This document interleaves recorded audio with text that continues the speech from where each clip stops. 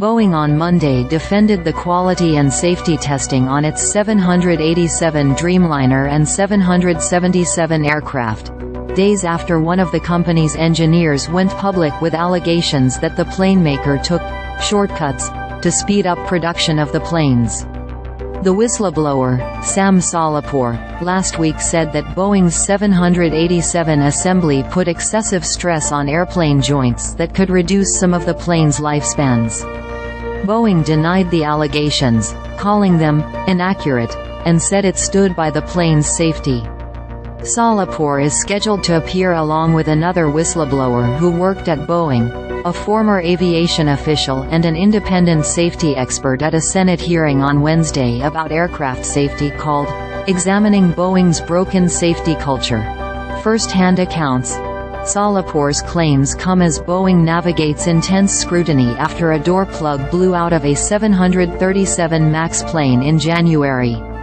The narrow-body aircraft is Boeing's bestseller, and the blowout at 16,000 feet put passengers inches from tragedy. Since the accident, the Federal Aviation Administration has blocked Boeing from increasing production of that plane.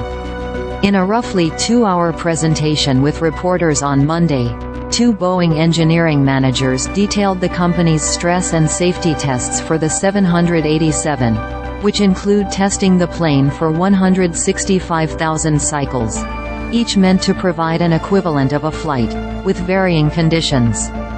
In addition, the fuselage skin was struck by a 300-pound pendulum, the engineers said. Steve Chisholm, chief engineer for Boeing's mechanical and structural engineering, said Boeing created damage to fuselage panels in intense tests that were repeated more times than what aircraft would experience in service, and the damage didn't grow. Salehpour's allegations relate to tiny spaces where pieces of the 787's carbon composite fuselage meet. He said Boeing used force to join the pieces together and didn't properly measure the gaps. He and his lawyers sent a letter to the FAA in January detailing his allegations, and the agency is investigating. The whistleblower said on a call with reporters last week that he literally saw people jumping on the pieces of the 777 to get them to align.